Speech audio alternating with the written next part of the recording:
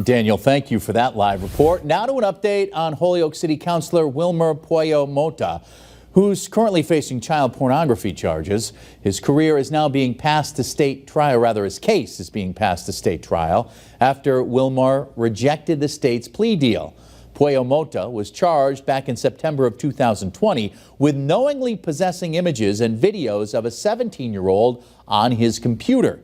The case is scheduled for a trial calendar call on July 25th, which is the first step of getting a trial scheduled. Wilmer can still enter a plea at any time.